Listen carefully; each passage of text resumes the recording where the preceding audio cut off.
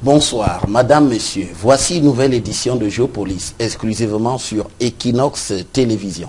La liste des candidats à l'élection présidentielle de 2018 au Cameroun s'allonge.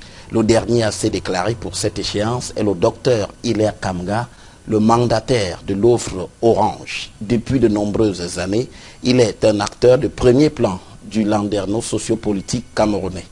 En tant que notre invité cette semaine, il nous dira ce qu'il propose s'il était propulsé à la tête du Cameroun. Nous évoquerons aussi avec lui les autres acteurs de ce scrutin présidentiel, la crise anglophone et naturellement l'actualité camerounaise de ces derniers jours, de ces dernières semaines. Bonsoir, docteur Hilaire Kamga. Bonsoir Guy, bonsoir à tous les citoyens qui regardent cette télévision citoyenne. C'est avec plaisir que je suis avec vous pour évoquer donc les sujets auxquels vous faites allusion. Alors, merci d'avoir accepté notre invitation, mais on fait un constat d'entrée de jeu. Vous n'êtes pas en orange aujourd'hui. Qu'est-ce qui peut justifier ce changement dans votre look vestimentaire? On a été habitué à vous voir régulièrement en orange. Je serai toujours en orange, mais il a fallu aujourd'hui que j'essaye de voir dans quelle mesure, même sans être habillé en orange, je reste orangiste. Parce qu'il faudrait que le public s'habitue au fait que l'orangisme n'est pas que l'habillage, c'est aussi d'abord une philosophie, une idéologie, parce que cette idéologie est portée par les mouvements révolutionnaires. Alors on a comme souvent l'impression que l'orangisme reste à l'extérieur, c'est seulement les habits, mais c'est aussi et surtout un contenu qui est assez consistant. Alors que faut-il entendre par l'orangisme dont vous parlez justement? Oui, l'orangiste c'est un mouvement et nous n'avons pas la prétention d'inventer la roue. Il faut noter que c'est depuis l'Ukraine que qu'on a eu le premier mouvement orange. Et qu'est-ce qu'on peut en retenir? C'est que le peuple est seul souverain. Lorsqu'un peuple souverain est déterminé et agit collectivement, il peut, par le biais, au travers d'une élection, au cours de laquelle il va consacrer sa légitimité, il peut décider de s'opposer à une dictature et recouvrer sa souveraineté, y compris avec l'appui de l'armée qui, cette fois-là, voyant la détermination du peuple et son action collective, est obligé de faire un choix entre soutenir un homme et un clan ou soutenir un peuple qui est dans la rue et déterminé. C'est ce qui s'est passé en Ukraine et c'est ce que nous croyons que ça va se tenir au Cameroun. Nous sommes convaincus qu'on aura cela si et seulement si le peuple comprend l'enjeu. Vous pensez alors qu'il est que les Camerounais comprennent ce type d'enjeu? Est-ce qu'il n'y a pas une certaine frilosité lorsqu'on voit, on a bien convenu tous ces derniers mois que la situation qu'on vit dans les années 90 n'est plus de mise? Vous savez, j'ai eu le privilège de travailler avec des collègues dans plusieurs autres pays. L'orangisme, on peut dire le quasi-orangisme, a été expérimenté dans d'autres pays déjà. Mes amis ont lu l'ouvrage et ont essayé de le mettre en application, c'est-à-dire son contenu, au Niger par exemple. C'est l'orangisme qui a renversé le mouvement, le régime de Tandja. Il en est de même... Mamadou Tandja viré du pouvoir grâce à la société civile. Qui s'est mobilisée, la société civile lorsqu'il a voulu... Tout à fait. Tandja a été obligé de quitter le pouvoir. En fait, on l'a fait quitter le pouvoir. C'est la rue, c'est le peuple, sous le leadership de la société civile, dans la mise en application de l'orangisme d'une certaine manière, avec une période de transition qui naturellement a permis au peuple souverain de se réapproprier sa république. Au Burkina Faso, ça a été quasiment la même chose. Donc, est-ce que vous pouvez imaginer qu'entre le moment... Alors, donc vous dites le ballet citoyen s'est inspiré d'une certaine manière de vous? Bien entendu, pas de moi, de l'orangisme. Ne ramenez jamais l'orangisme à Hilaire Kamga. C'est un mouvement pensé par un collectif de personnes. Ils sont énormes, ils sont très nombreux. Il faut noter que dans le cas de l'idéologie elle-même, ces contenus est théorisé dans un ouvrage de 270 pages que je signe au nom de tous ces concepteurs-là, parce que je ne suis pas le seul auteur, et que le cardinal Toumi, qui pour moi est l'homme le plus crédible de ce pays, donne le là en endossant en premier, parce qu'il signe la préface de ce point de vue. Donc l'orangisme a été expérimenté déjà dans un certain nombre de pays. Vous parliez du Burkina Faso aussi. Du Burkina Faso, où j'ai travaillé avec nos collègues de la société civile là-bas. Vous le savez en tant que très très brillant journaliste, que le mouvement est parti de la société civile. Et il y a eu une récupération par des forces contre-révolutionnaires à un moment donné. Ça a été la faille aussi de la révolution burkinabé, parce qu'elle n'a pas totalement réussi, puisqu'elle a été... Mais tout ce qui est-il que le fond de l'opération, c'est l'orangisme. Parce que c'est ce mouvement que le peuple doit porter et s'imposer. Ça peut se faire par les urnes, ça peut se faire hors des urnes. Je souhaite Moi, je souhaite que ça se passe par les urnes au Cameroun. C'est pour ça que ça s'appuie au Cameroun dans un mouvement que nous appelons la plateforme de la société civile pour la démocratie, dont le slogan c'est pour une alternance par les urnes et dans la paix. C'est ce que nous souhaitons. Mais il faut aussi que le peuple sait que, à la réalité, toutes les options sont possibles, puisque c'est lui qui est le seul souverain. Nous ne voulons pas la guerre, certes, mais les orangistes aussi apprennent à se défendre. Donc, pour dire à la réalité, et je vais finir sur cette question par là, pour dire qu'il ne faut pas se mépriser sur la capacité de ce peuple à réagir. Le peuple africain n'est jamais amorphe, quel que soit le pays. Donc, je parlais du Niger, entre le moment où le peuple se lève et que Tandja décide de partir, et le moment où il y a encore des gens qui dithyrambiquement font de Tandja le plus beau, l'homme le plus confidentiel et tout, il ne s'écoule pas plus de 48 heures.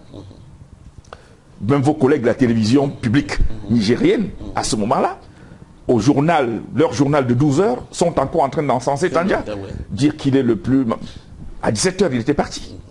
Donc, pour dire que on peut croire que le peuple camerounais est à mort, mais il faut un déclic. Et on verra un autre peuple. Et ceux qui ont connu les années 90 doivent aussi... peut-être qu'on n'enseigne pas trop cela aux gens. Il faut enseigner quoi aujourd'hui les années 90? Oui, il faut expliquer, il faut leur dire comment la révolution des 90 s'est passée. Et qui pouvait s'imaginer qu'on pouvait voir 30, 40, 50 000 personnes dans les rues de Yaoundé en train de marcher contre le régime de Biya alors que Biya était au pouvoir. Alors qu'on avait Fauchevé qui était là. Pour ceux qui le savent, Fauchevé. Délégué général de la Sécurité nationale. Oui. Mais surtout le grand patron de renseignement géant depuis Aïdjo. Oui, et qui avait cette... Et qui, la légende disait qu'il faisait disparaître les gens. Il suffisait que vous ne soyez plus en accord avec le système pour qu'à l'issue d'une convocation ou d'une simple visite de ces hommes chez vous, vous disparaissez pour de bon. Et donc, on est dans un contexte de peur d'une plus grande peur que alors, mais les Camerounais ont surmonté ça. Et comment ça s'est passé? Alors, vous dites qu'il faut enseigner ça aux Camerounais, c'était l'occasion d'en parler un peu, docteur Elia Kamga. Non. Alors, le déclencheur des années 90, ça a été quoi? Non, on ne peut pas. Il faut d'abord noter que les mouvements 90, contrairement à ce qu'on croit, ce n'est pas toujours le vent de l'Est. Le vent de l'Est. Ce n'est pas forcément la chute du mur de Berlin. Ou le discours de la bolle de Mitterrand. Non, il y a d'abord eu une constellation de forces et de faits endogènes au Cameroun qui ont précédé à cette dynamique populaire. D'abord, il ne faut jamais l'oublier, il y a eu sa fameuse cassette, la fameuse cassette qu'on a envoyé, Djekam aurait porté de la part de Guérandi pour le Cameroun. Djekam Tchameni, et il a été arrêté pour cela. Et il n'en est pas mort. Donc on a compris qu'on peut arrêter que quelqu'un ne meurt pas. Ça, c'est un premier fait. Il y a eu le deuxième fait très important, qui est celui de l'arrestation des neufs de Yondo Black, Maître Yondo Black, et les Kané, Anissé, Arrêt et les autres, qui ont été gardés à Douala, ensuite à Yaoundé, et qui ont été jugés au tribunal militaire. Mais on s'est rendu compte qu'ils n'ont pas disparu. Et ils ont quand même posé la problématique de la possibilité de création d'un parti politique. Et il y a eu ensuite des mouvements estudiantins, c'est-à-dire l'université où le Parlement a vu le jour, et ensuite le SDF qui s'est créé par la suite. Qui s'est créé par la suite en mai, parce qu'il faut noter que... mai 90 à Bamenda. Parce qu'il faut pas inverser les données de l'histoire. C'est pas les politiques qui ont mis les gens dans la rue, c'est les civils qui mettent les gens et les politiques s'en servent ensuite. Ça, c'est important de le dire. Parce que les événements de l'université se déroulent en avril 90. Et le SDF se crée en mai 90. Mai 90. Et le SDF puise dans la main-d'œuvre estudiantine révolutionnaire qui est à Yaoundé et qui a lancé le mouvement parlementaire à la réalité pour faire et c'est Maître Mouna qui est le premier à prononcer le mot SDF, ça c'est au tribunal militaire. J'ai eu le privilège d'y être le tout petit parce qu'il y a un certain colonel Diop qui m'a fait entrer parce qu'il n'y avait que les civils, les militaires et les avocats dans la salle. Donc pour dire que il y a eu un ensemble d'éléments qui ont permis au peuple de comprendre que c'était possible. Et donc, du coup, à partir de l'université de Yaoundé, et ensuite de Bamenda, les gens ont compris qu'il faut structurer le changement. Alors, il va y avoir cette marée dans les rues, les marches en faveur de quoi? Du multipartisme. Oui. On appelle au retour au multipartisme. Oui, parce que le dernier déclencheur, après tout ce que je viens de dire, c'est qu'ensuite, il y a un certain Célestin Monga qui va écrire une lettre. Lettre ouverte au président. Voilà, et Diawé va prendre la peine de publier dans son le Messager. Et naturellement, on est dans un contexte de sécuritocratie exagérée. Ils sont donc arrêtés et envoyés en prison. À Newbel. La Piro de Banga, qui est un artiste très populaire à ce moment-là, se met dans la rue avec et lance le mouvement de mobilisation pour leur libération. Nous prenons le relais à Yaoundé et toute la ville de Douala, y compris les villes, les quartiers chauds de Yaoundé, d'abord l'université Ngouekele et toutes les zones de Mélin, et pratiquement en Brest. Et ensuite, maintenant, on se rend compte que Biya plie et fait libérer ces 2 personnes. Et par la suite, naturellement, on part de cela pour mettre en place une dynamique structurante du combat. D'abord, le comité de libération de Mongadjawe, qui va se muer en Cap Liberté, dont nous en sommes les membres fondateurs à ce moment-là. Et surtout, Djekam Chameni qui en est le leader, bien entendu, et Sinjun Pokam, et bien d'autres leaders qui ont comme ça créé... Alors les villes mortes interviennent à quel moment? Il y aura des villes mortes qui vont arriver. À la suite de cela... de la libération de Mongadjawe, parce qu'il faut noter qu'on se rend compte qu'il faut que le mouvement de droits de l'homme se crée. Absolument. Et 3 premiers mouvements se mettent en place. Il s'agit de Cap Liberté, qui est quasi révolutionnaire. Il y a l'Human Rights Watch de professeur Ambroise Com et l'OCDH de Charles Tchunga. Voilà les 3 mouvements qui se mettent en place.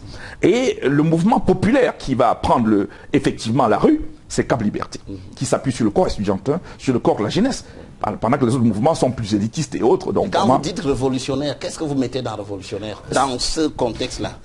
Dans ce contexte, la révolution se comprend comme la mise en œuvre d'un mouvement dont l'ultime but est de chasser le régime, c'est-à-dire créer une révolte qui permet que le régime qui produit l'asservissement, qui produit le malheur, le mal-être, disparaisse. Et donc ça structure autour d'une révolution qui a une idéologie, qui a une stratégie. Et la première étape de cette stratégie, naturellement, c'est de dire, ok, on fait comment? Les villes mortes. Et il faut le comprendre, les villes mortes n'ont pas été initiées par les partis politiques. Ça a été initié par la société civile, encore une fois de plus. Et c'est fort de cela que... Et notamment, Brahmasok va jouer quel rôle? Non, Brahmasok va jouer un rôle central, important. Le premier rôle de Brahmasok, ça a été d'abord de proposer cette théorie gandhienne que sont les villes mortes. Il faut reconnaître que c'est de lui qu'on tire ce concept. Et ça va être lancé, et il ne reste pas en deuxième plan, il reste au premier plan lors des manifestations de rue, à la réalité. Et maintenant, autour de cette dynamique de la société civile, se construit la dynamique plurielle qui allie société civile et partis politiques. Et donc la coalition qui va se mettre ensuite, qui va se mettre en place par la suite, coalition des forces politiques et de la société civile, dans laquelle nous nous retrouvons au titre de la société civile, naturellement. J'ai 23 ans à ce moment-là, où les choses vont se... Mais ça va aller jusqu'en août.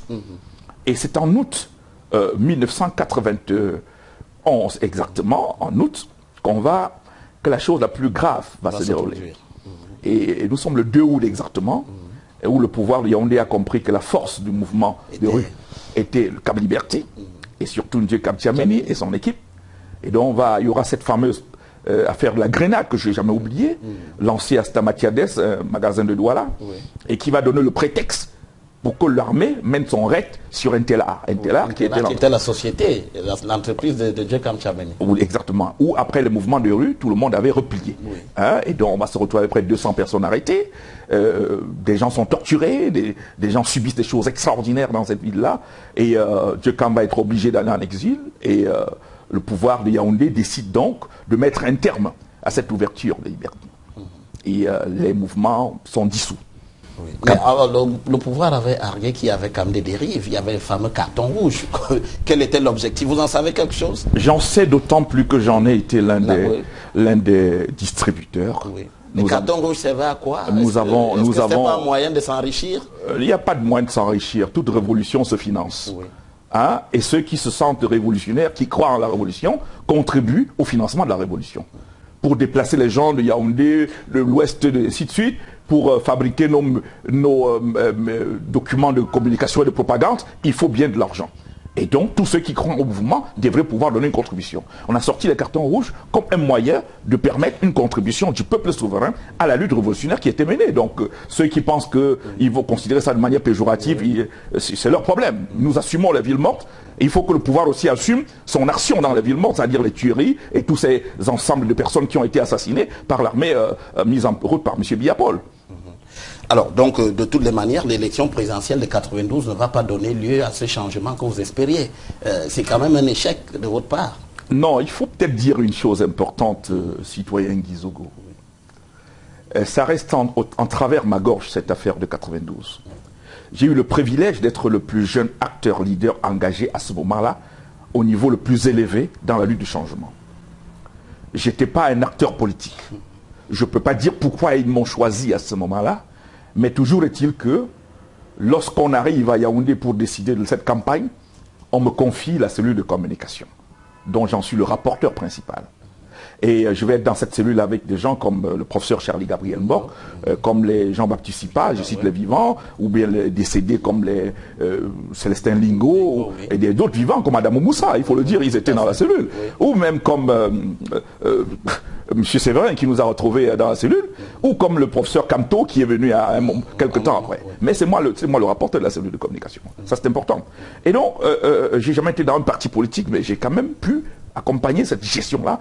Et nous représentions les forces révolutionnaires. Et il faut noter que plus la révolution avançait, malheureusement, je peux le dire, d'autres peuvent le dire mieux que moi, comme Dieu-Cam le dira mieux que moi, mais avec le recul nécessaire, nous nous rendons compte qu'à la réalité, ceux qui ont pensé la révolution n'ont pas pensé la sécurisation de la révolution. C'est-à-dire? C'est-à-dire qu'à un moment donné, la dynamique de prise de contrôle de la révolution par les forces réactionnaires n'a pas été contrôlée. Les forces réactionnaires ont pris le contrôle de la lutte et à un moment donné, l'expression publique du mouvement de changement n'était plus l'expression des forces révolutionnaires, mais des forces réactionnaires à la limite. Donc des forces contre-révolutionnaires. Il faudrait bien que nos téléspectateurs comprennent, quand on dit forces réactionnaires, c'est en réalité celles qui, même en se trouvant dans le camp du changement, n'en sont pourtant pas. C'est celles qui vont confisquer le mouvement, il faudrait bien expliquer. Exactement. Voilà. C'est-à-dire ceux qui peuvent du bout de l'aile porter le message révolutionnaire, mais qui à la réalité n'ont pas d'essence révolutionnaire. C'est-à-dire sont en fait des transfuges, mais qui ont gardé un pied dans le camp des forces de l'oppression. Oui. Alors, donc, il faut noter qu'il y a un mouvement de déplacement des cadres du RDPC vers les forces du changement. Et là, la révolution n'avait pas prévu le contrôle de cela. Et donc, le leadership des forces du changement n'étant pas tenu par les forces révolutionnaires, ça facilitait donc la pénétration de ces genres de forces. Vous pouvez imaginer quelqu'un qui démissionne du RDPC le matin, et le soir, il se retrouve à une position extrêmement importante dans la dynamique de lutte pour le changement. Ce qui n'était inadmissible en matière de révolution. Parce qu'il n'a pas eu le temps de se former, il n'a même pas compris ce pourquoi on est là. Mais du coup, parce qu'il était ministre, il se retrouve leader dans notre dynamique. Et donc, voilà comment on échoue à la limite. Donc, on a eu plein de transfuges. Vous savez, il y a eu des choses comme le courant des forces progressistes, par exemple, du RDPC. Tous les membres de ce courant sont retrouvés dans les forces du changement. Ça, c'est pas mauvais. Mais simplement, on ne devait pas les laisser jouer un rôle central. Mais ils se sont retrouvés à des positions où ils pensaient même la révolution. Comment est-ce qu'un réactionnaire peut penser la révolution? C'était pas possible. Les Sengako et tout ça, tout son équipe. C'est-à-dire, c'est François Sengako, Garga Manadji. Les Garga n'étaient pas dans le courant de force progressiste, mais aussi. Non, oui, dans le RDPC, François Sengako. Il a démissionné. Il a démissionné. Et ça a été, par exemple, l'un des éléments l'une des difficultés que j'ai eues avec les gens de Frondi à un moment donné, parce que lorsqu'on structure la dynamique et le leadership de la révolution, de la lutte finale, M. Hamenim Biele, le docteur Hamenim Biele, c'est lui qui est le directeur de campagne. Oui, tout à fait. Et donc, naturellement, nous l'avons reçu ici. Ma cellule travaille sous lui, à la limite. Et donc, la cellule de communication qui est la cheville ouvrière, la campagne, travaille sous Hamenim Biele. Mais à un moment donné, on apprend que M. Garga, qui a démissionné, c'est quand même quelqu'un de bien, mais qui a chassé le baleine et tout, c'est bien, c'est bien. Mais simplement, on apprend qu'il vient d'être nommé chef d'état-major de campagne. Alors ce bicéphalisme participe donc à montrer à quel niveau nous sommes en train, les forces gouvernementales sont en train de perdre la lutte. Parce que M. Foundi ne pouvait pas nous expliquer quelle est la différence il fait entre chef d'état-major de campagne et directeur de campagne. Or, comme la structure révolutionnaire était fondée sur la gestion post-révolution, la gestion de pouvoir, et dont on pouvait naturellement s'attendre, comme ça a été conclu, que M. Hamenim devient le premier ministre de transition. Visiblement, il y avait déjà des bagarres à l'intérieur. Je ne sais pas si on peut parler en termes de bagarres, mais il y avait beaucoup de négociations qui échappaient aux forces révolutionnaires, à la réalité. Donc que les Gargas se retrouvent là, j'ai pas de problème dans la lutte. mais seulement qu'ils se retrouvent dans une position de parallélisme avec la structure opérationnelle officielle. Ça devenait un problème. Que le Senghor, paix à son âme, se retrouve en train d'être conseiller spécial à Bamenda et tout ça là, pour écrire un certain nombre de choses importantes, ça devenait, vous voyez, c'est des forces qui n'ont rien de la révolution, qui ont à la limite théorisé l'oppression, qui ont théorisé le régime, c'est-à-dire que sur le plan conceptuel, le régime d'oppression qu'on avait, qui se retrouve être ceux qui doivent parler au nom de la révolution. Alors, donc, justement. On perd la lutte à ce moment-là, puisque quand on neutralise Cap Liberté et tous les autres mouvements, on est en minorité dans ce. Et donc vous allez voir un tas d'opportunistes qui vont prendre le contrôle, finalement, comme je l'ai dit, de la lutte. Certains sont dans des positions de pouvoir aujourd'hui, vous le savez très très bien. D'autres même sont restés dans l'opposition et sont repartis, ainsi de suite. Donc, quand l'élection de 92 se passe, nous venons de finir l'ensemble des meetings de campagne. Les 10 meetings de campagne ont été pensés à partir de notre cellule. Les 10 grands meetings. Le dernier se passe ici à Yaoundé le 10 octobre. Le 10 octobre. Le 10 octobre. La veille du scrutin qui a lieu le 11 octobre. Voilà. On finit ce dernier meeting. Et déjà à Bafoussam, lorsque le professeur Kamto arrive à la cellule de communication, et il intègre la dynamique avant le meeting de Bafoussam, quand il fait son discours, on se rend compte à Bafoussam qu'à la réalité, toutes les perspectives de victoire sont en train d'arriver. Et donc quand on finit à Yaoundé, je suis convaincu que la victoire est dans la poche. Oui. Nous avons gagné. Parce qu'on peut dire que les gens qui viennent au meeting, ils sont des sympathisants et autres, mais la ferveur était là. On sentait que la révolution, le peuple révolutionnaire croyait à la révolution et les véganes. Mais simplement, on avait oublié une chose, qu'on n'avait pas le contrôle. Le contrôle de la lutte. Le leadership n'était pas sous contrôle. C'est M. Frondy qui en avait le contrôle et c'est son parti qui légalement avait porté la candidature. Parce qu'il faut le noter, ce n'est pas le SDF qui va gagner l'élection, c'est la révolution qui est supposée gagner puisque nous avons d'abord choisi le candidat avant de chercher l'appareil politique qui devait le porter. En fait, l'élément administratif qui devait le porter par l'appareil politique. Donc, le fait de dire, comme ça a été le cas au lendemain de l'élection, qu'il faut qu'on reste calme. Ça a été une erreur. Mais c'est le discours c'est le discours des forces qui ne sont pas révolutionnaires. On n'attend pas. Donc vous estimez que Frondy a fauté en disant qu'il ne fallait pas revendiquer cette victoire? Chacun a son opinion. Mais l'histoire montre qu'à la réalité, il était indiqué que le peuple qui s'est mobilisé dans la rue pour imposer la démocratie, qui s'est mobilisé pour imposer cette élection, qui se mobilise aussi pour exiger que le résultat qu'on a obtenu dans l'urne soit celui qu'on déclare. Mais ça n'a pas été le cas. En demandant qu'on reste calme, on a permis aux forces du pouvoir de neutraliser l'ensemble du dispositif d'action qu'il y avait en face. Donc voilà, c'était notre faute. Mais en même temps, il faut se poser la question. Étions-nous vraiment prêts? Oui. C'est toute la question qu'il fallait se poser. Et vous pensez quoi? Le peuple était prêt. Mais peut-être pas les dirigeants. Mais la nouvelle direction de la lutte pas prête. Pouvait être plus dommageable pour le peuple qui était prêt en termes de rendu post-élection. Et ça devait être très compliqué. Non, je vous comprends. Simplement, oui, vous dites de rendu post-élection, c'est un peu savant. Alors vous voulez dire simplement que si l'opposition avait fini par gagner cette élection et que M. Biaïté avait quitté et tout dit, on aurait eu plus de difficultés à gérer ce pouvoir-là. C'est ce que vous voulez dire. Je ne lis pas dans la boule de cristal, certes. Mais je pense que moi, j'étais là parce que je crois en la révolution. Je suis un adepte de Che Guevara. Donc je crois et moi j'y suis entré parce que je croyais qu'on peut mener cette révolution. Et il y a des prérequis pour une révolution. C'est-à-dire que pour porter des idées révolutionnaires dans un peuple, il faut que, si on suppose l'organisation administrative comme celle du Cameroun, il faut qu'au moins au niveau des chefs de service, c'est-à-dire à partir du ministre, autres et toutes les structures, jusqu'aux chefs de service, on est des révolutionnaires. Ce sont des gens qui ont été formés et formatés pour porter la révolution. Mais dès l'instant où, même au niveau du leadership de la lutte, nous étions incapables d'avoir 2/5 des révolutionnaires dans le leadership opérationnel de la lutte, nous aurions des problèmes pour implémenter la révolution. Puisque la facilité avec laquelle les transfuges du système se retrouvaient dans le leadership de la lutte n'augurait pas un lendemain de changement qui soit à la hauteur des attentes des révolutionnaires que nous étions.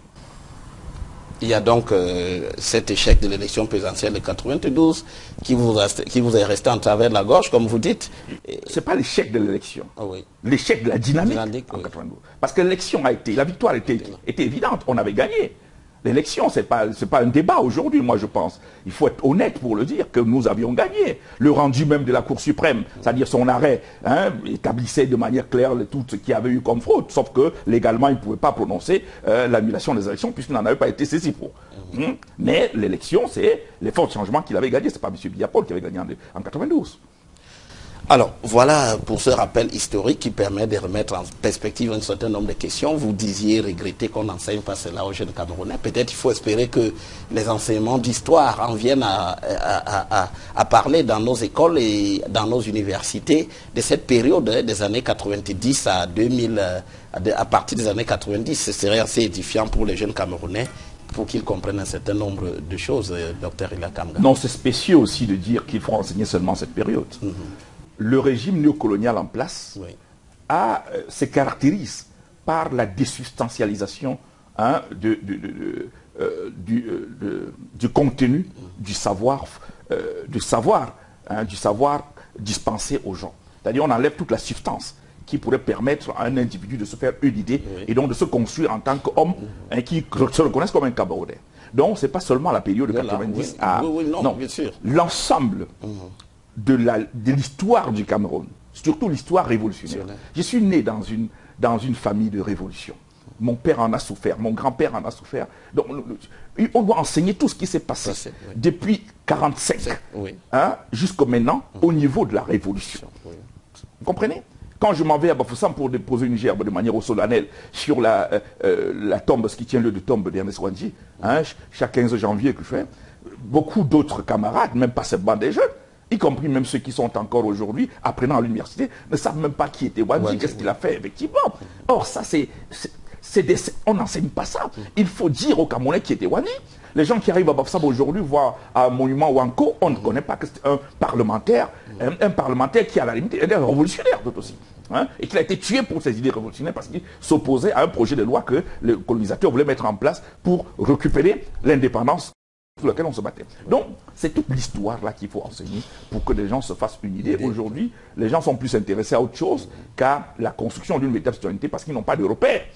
C'est pour ça qu'il faut apprécier le travail des gens comme Essama qui se bat à Douala. Et cela vous amène aussi à réagir certainement sur la dernière actualité au sujet du monument de Oumniobé qui a fait quand même les vagues de ce côté. L'attitude de ces chefs Sawa. C'est une grosse hérésie. Cela montre encore jusqu'à quel niveau nous sommes encore sous l'emprise néocoloniale. Quand des dépositeurs de l'autorité traditionnelle, les dépositeurs de nos traditions, se retrouvent en train de jouer le jeu d'un pouvoir néocolonial de cette manière-là, et ça m'irrite à la limite. Ça m'irrite à la limite. Je suis né à Douala, je ne suis pas un Douala et Sawa, mais je m'attendais à avoir une posture plus républicaine de la part des dépositeurs de la tradition Sawa. Venir au type de motif que j'ai pu entendre, que j'ai pu écouter. Demander, se permettre d'abord de poser des actes qui sont pénalement repris. Au motif que c'est dans un autre quartier qu'on aurait pu mettre Oumniobé, c'est extrêmement réducteur et spécieux. Inadmissible même en République. Ces gens n'ont pas eu le courage de se poser la question de savoir, ce monsieur qui, pour fuir Essama, se retrouve aujourd'hui être dans une cage à Bonanjo devant la poste. On appelle l'éclair, il me semble l'éclair. On ne m'a pas dit de quelle famille, de quel canton il est né pour que son monument soit toujours là. Parce qu'on a aujourd'hui encerclé dans une cage pour empêcher Essama d'y entrer. Donc l'éclair, il faut qu'on dise à Macron que l'éclair est dans une cage à Douala. Mais ces chefs Sawa auraient pu poser la question de savoir où se trouve exactement la famille de laquelle dérive M. Leclerc dans les différents cantons Sawa. Pour qu'aujourd'hui la problématique soit mise sur la table au moment où on parle de Oumniobé, qui, toute sa bataille s'est faite dans la zone du littoral et surtout à Douala aussi. Alors, ces rappels historiques sont importants, comme vous l'avez relevé, et c'est d'ailleurs l'une des boussoles de votre candidature à l'élection présidentielle 2018, je le rappelais. Vous êtes donc l'un des derniers candidats, vous êtes déclaré récemment. Alors, qu'est-ce qui vous motive en 2018, Dr Ila Kamga? Qu'est-ce que vous pensez apporter cette candidature? Bon, d'abord, il faut dire que ce n'est pas une candidature de trop ou de plus. C'est une candidature normale, rationnelle, attendue. Vous êtes des bons journalistes pour savoir que depuis 2011, une bonne partie de l'opinion attendait effectivement cette candidature. Et j'ai eu beaucoup de reproches, des milliers de Camerounais m'ont écrit, m'ont appelé, m'ont saisi pour me dire leur déception de jeunes Camerounais pour n'avoir pas vu ma candidature. Mais quand on a mis sur pied l'Off-Orange en 2009, nous avions un postulat de départ. Le leadership, je suis quand même le leader de la société civile camerounaise. Ce leadership n'a pas été contesté jusqu'à une certaine date, même quand le pouvoir fabrique d'autres leaders, la dimension naturelle de leader que je suis l'emportait. Et donc les gens attendaient cette candidature. Nous avons construit l'Off-Orange avec un postulat de départ. Il ne faudrait pas que mon leadership soit considéré comme un frein à la dynamique convergente que nous voulons construire. Parce que la base de l'Off-Orange, c'est que sans d'une dynamique convergente, on va toujours laisser la place à la dictature pour continuer à nous asservir. Donc, les dynamiques convergentes, les coalitions, l'union et tout ça, fait partie du cœur de l'Off-Orange. Nous n'avons été créés que pour permettre cela. Parce que partant de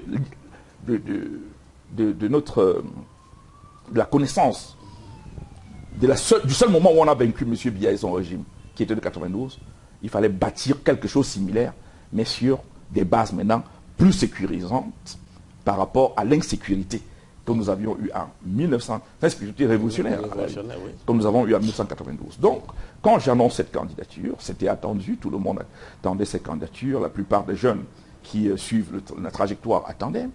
Et donc, la motivation, c'est de répondre effectivement à la demande pressante de ces milliers de Camerounais qui croient qu'il faut une candidature révolutionnaire. Il faut une candidature ancrée sur les véritables problèmes des Camerounais, qui sont en premier, qui se résument en ceci: il faut faire renaître le véritable Cameroun. Il faut créer le véritable Cameroun de manière endogène. Parce que ce qu'on a aujourd'hui est un Cameroun qu'on a créé de manière exogène, que nous subissons. C'est en cela que nous parlons d'un Cameroun ancré encore sur le néocolonialisme. Et pour cela, il fallait une candidature qui incarne la rupture totale. Jusque maintenant, sur la table, ceux qui se sont prononcés, ils ont leurs idées très très belles. Je n'ai pas à juger les uns et les autres. Mais il n'y a aucune candidature qui traite de la rupture totale. Oui. Donc pour vous, Akeremouna, probablement peut-être Paul Biya lui-même, et tous les autres candidats ne prônent aucune rupture avec ce qui se fait jusqu'ici. Je ne veux pas, je ne sais pas. Vous êtes mieux placé pour avoir analysé. Même nous n'avons pas, en tant que révolutionnaires, la perception que des gens ont adoubé cette posture que les Camerounais attendent. On doit mettre un terme au régime, au type de système mis en place. Voilà, c'est ce que vous proposez. Voilà. Mettre un terme. Et on ne peut pas le faire dans la continuité. Nous postulons que toute personne qui, dans la situation actuelle du Cameroun, s'amène pour dire: j'ai un bon projet de société, votez-moi, je vais remplacer M. Biya et faire mieux. Il est en train, excusez-moi l'expression, de vouloir proposer une autre forme d'escroquerie. Qu'on lui donne un chèque en blanc. Oui. On lui donne tous les pouvoirs, il essaye de faire ce qu'il peut faire. Le Cameroun est comme ce supermarché en faillite. Lorsqu'un supermarché a des problèmes de gestion, est pratiquement en faillite, les administrateurs ne peuvent pas choisir, dire qui veut diriger ça pour nous redresser ça. Et les gens se mettent dehors, non donné, moi je peux, moi je peux. C'est que chacun d'eux est un petit bandit. Pourquoi?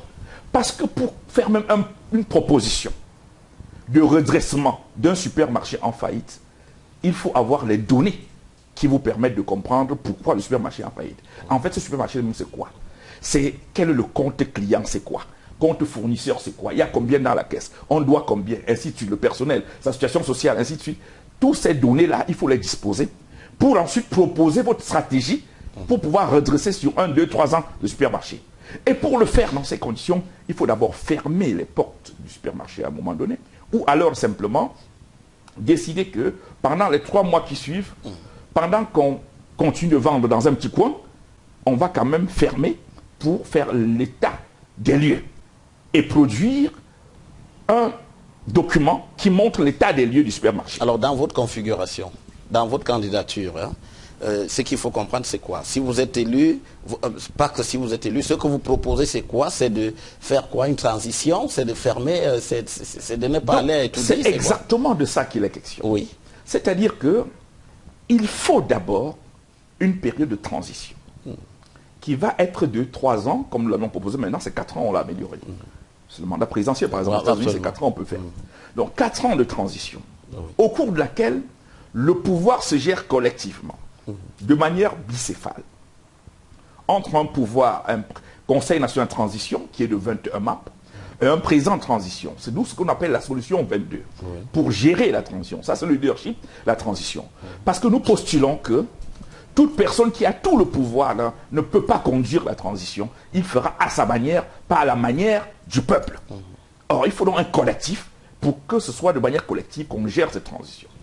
Et donc, le président de transition va gérer les affaires courantes, il va gérer la représentation, la diplomatie camerounaise et son gouvernement pour les affaires courantes. 15 membres du gouvernement pour la santé, l'éducation, tout ce qui est les affaires courantes. Gérer le pays. Hein? Maintenant, tout ce qui est lié à la reconstruction du Cameroun, à l'état des lieux, est géré par le Conseil national de transition, des 21 membres. Et il y a quoi donc à l'intérieur? Nous allons, dans cette période de transition, faire d'abord, mettre en place la commission Vérité et Réconciliation. En cela, je n'invente pas, j'ai eu le privilège de rencontrer Mandela à 2 reprises. Et la seule fois... La commission fera quoi? La commission va effectivement faire la vérité et la réconciliation. Parce que nous postulons que le niveau, le gap qu'il y a entre les opprimés, ceux qui subissent le régime néocolonial en place à Yaoundé, et les oppresseurs, le gap est tellement grand.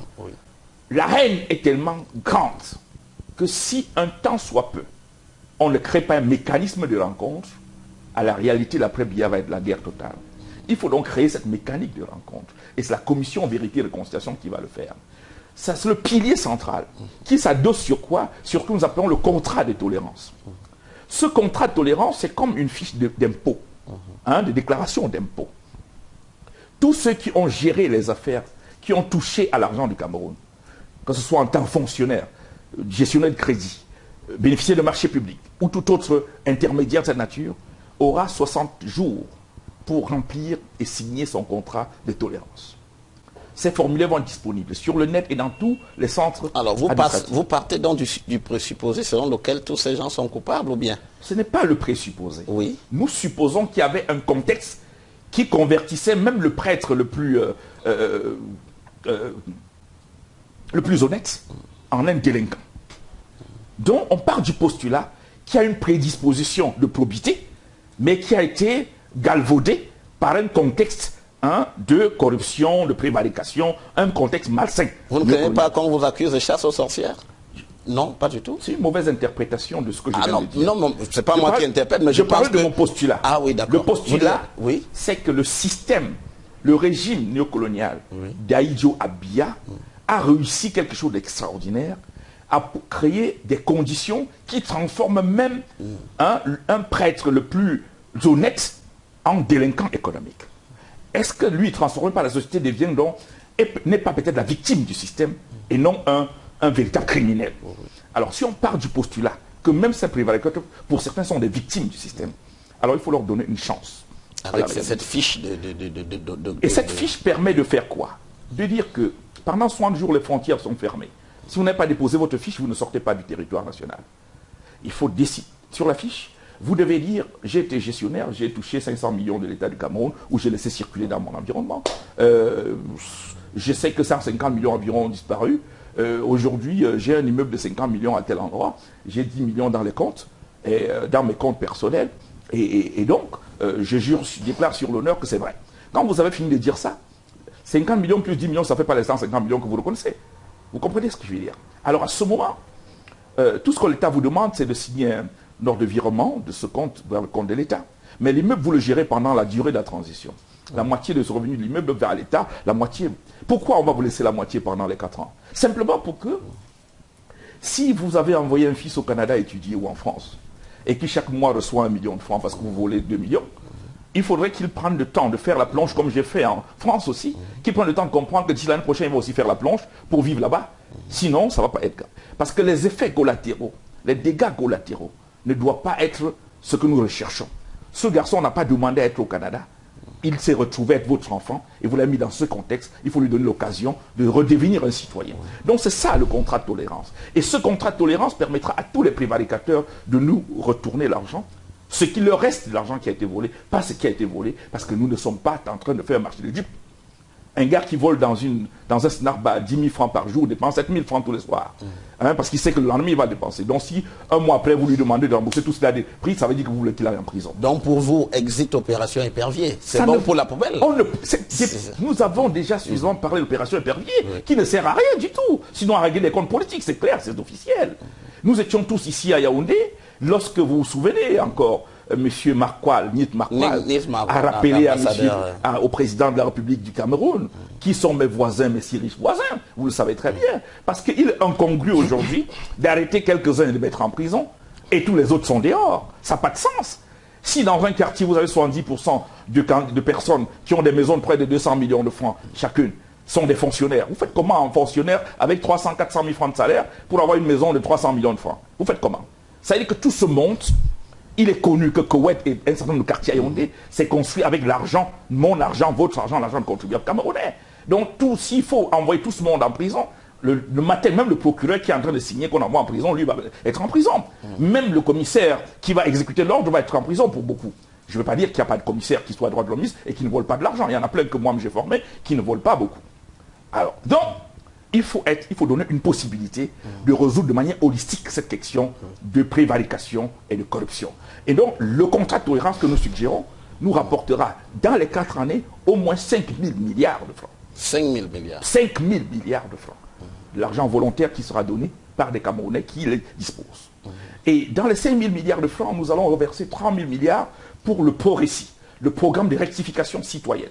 En quoi est-ce qu'il consiste, ce programme? Le programme de rectification citoyenne consiste essentiellement à... C'est un des bras de la commission Vérité et Réconciliation.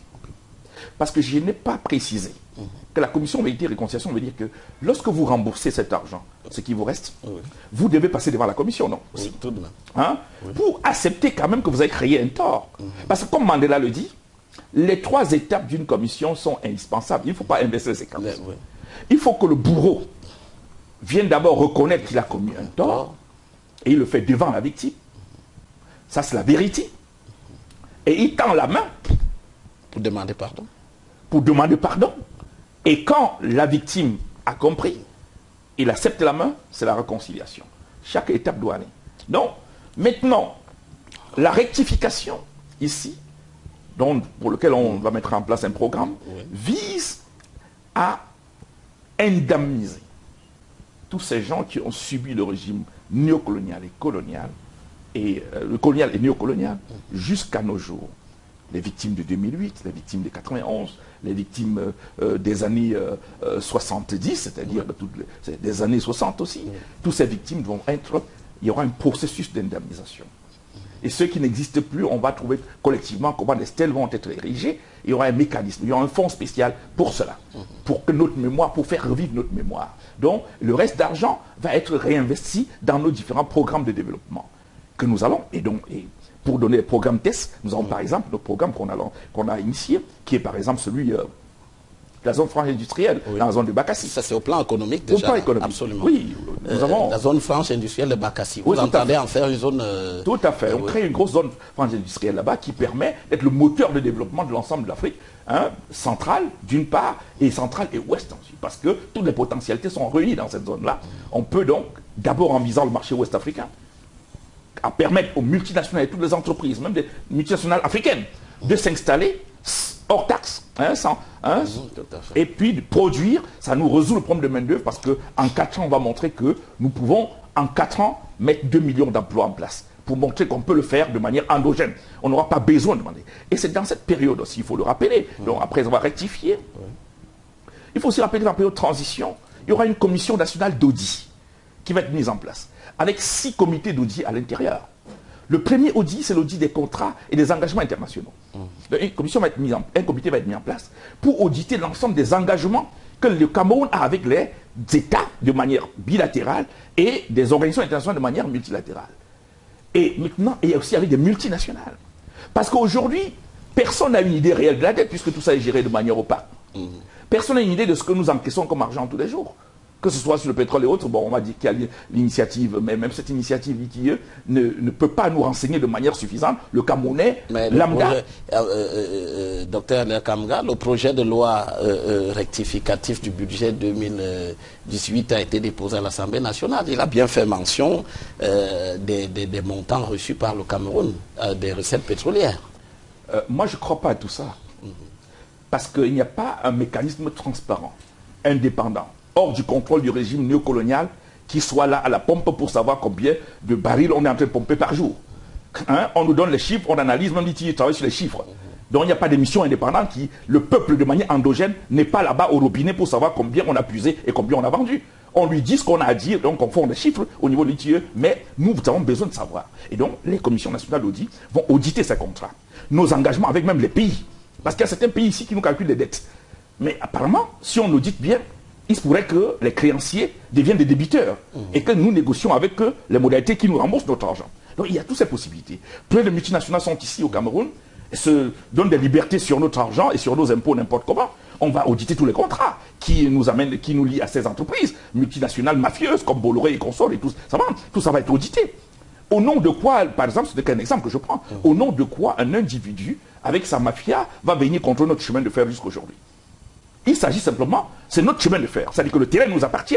Les rails, c'est nous qui avons mis en place. Les gares, c'est nous qui avions construit. Tout, c'est nous. Et même pour la maintenance, c'est des entreprises camerounaises qui sous-traitent pour la maintenance. Au nom de quoi la vente des tickets est confiée à une multinationale? Au nom de quoi? Jusqu'à ce qu'on lui donne l'aval de l'État pour aller lever des fonds internationaux que nous allons rembourser par la suite. Donc tout ça va être audité. L'audit du personnel de l'État, l'audit du patrimoine administratif de l'État. Qu'est-ce qu'on a? L'audit foncier. L'État a quoi comme patrimoine foncier? Tout ça va être audité. Il y a des gens ici qui, par leur position de pouvoir, se sont permis comme ça de s'accaparer des milliers d'hectares de terrain parce qu'ils étaient ministres, directeurs de ceci ou cela. Tout ça va être audité. Vous remettez ça en cause? Mais bien entendu.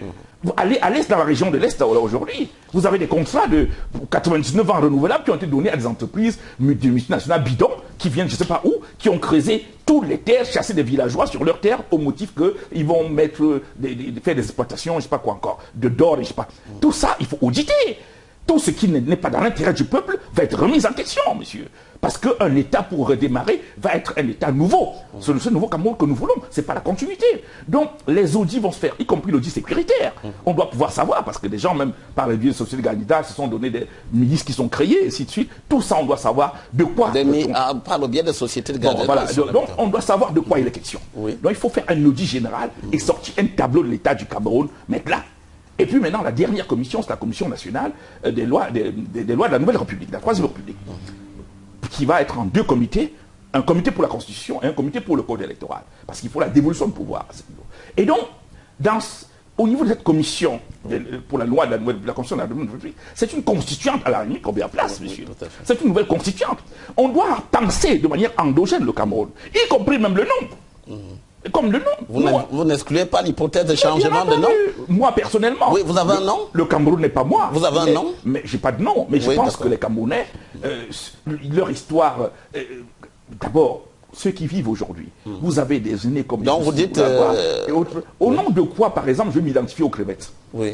Vous croyez que ça fait partie du moi culturel camerounais, de manière à ce que ce soit l'élément d'identification du Cameroun? Des crevettes, les Riodos, Cameroun, machin et consort. Il y a des historiens dans ce pays, des anthropologues qui peuvent nous pourvoir en éléments symboliques qui nous permettent d'avoir un nom qui soit véritablement, authentiquement camerounais. Donc même au nom, on va changer. La capitale, on est obligé de repenser la capitale du Cameroun. On ne peut pas continuer à casser les gens tous les jours au motif qu'on veut embellir quelque chose qui n'est plus embellissable. À la limite, pour devenir, on ne peut pas devenir... Il faut déplacer la capitale. On n'est pas... Le Yaoundé est comme un manteau d'arlequin. Hein? Vous pouvez pas... Le manteau d'arlequin est défini par ne plus être... appréciable. Oui. Donc nous pensons dans le Fort Orange que la capitale sera dans le BAM, où on n'aura pas trop de gens à casser, le paysage s'offre à une capitale normale, moderne et ainsi de suite. On va faire la nouvelle capitale parce qu'on aura l'argent pour le faire. Et cet argent ne sera pas l'objet des crédits ou des dettes, ce sera l'argent produit de manière endogène. Et les types de partenariats qu'on va faire avec l'extérieur permettra que les gens viennent faire leur business dans les nouvelles infrastructures sans que ce soit contre le peuple. La dernière question, la dernière chose que vous devez savoir, c'est que tout ceci peut paraître comme un rêve. Un rêve, oui. Utopique à la limite. Mais il n'est pas utopique à la limite. Oui. Il suffit que les Camerounais comprennent la révolution et s'engagent pour la révolution. Qu'on comprenne qu'une seule personne ne va pas gérer la transition, parce qu'il ne peut pas, une seule personne ne peut pas faire tout ce que je suis en train de dire. Il faut, parce que nous avons prévu que le président de transition va gérer tout ce que nous venons de citer, mais la gestion des forces de sécurité va être co-gérée par le président de transition et le 21 membres du Conseil national de transition. Pourquoi? Parce que c'est avec l'armée qu'on bloque les processus de transition. Un gars qui vient de s'installer pour 3 ans ou 4 ans, parce que le peuple a décidé, peut se servir de l'armée et dire, bon, il n'a pas fini ce qu'il avait à faire, qu'on lui donne encore 2 ans ou 3 ans, ainsi de suite, ainsi de suite. Mais tant qu'il n'a pas l'armée entre les mains, il ne peut pas s'essayer.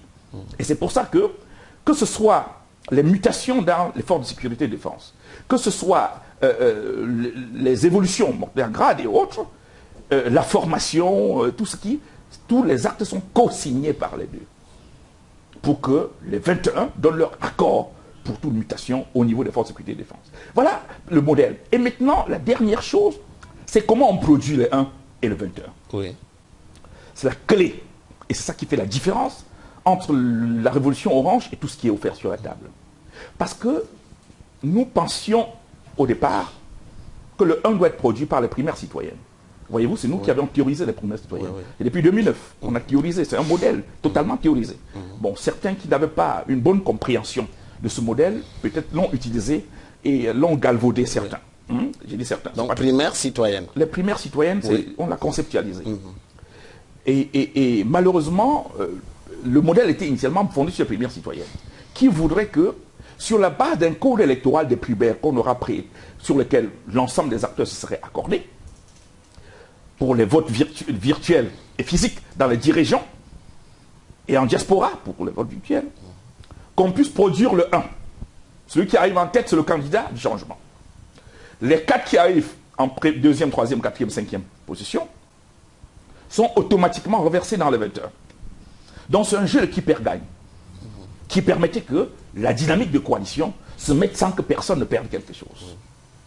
Et donc, le 1 va, en étant le 1, il doit savoir qu'il ne peut pas être candidat aux élections post-transition. Mais chacun des 21 peut être candidat. Donc voilà ce que chacun perd et voilà ce que chacun gagne. Et donc de ce point de vue, on a la possibilité avec ce modèle de structurer une dynamique de coalition susceptible de balayer le régime néocolonial qui est en place. Et donc vous avez bon espoir que les Camerounais puissent comprendre cela aujourd'hui? Les Camerounais comprennent très bien. Mais mon seul problème va être rester sur le leadership.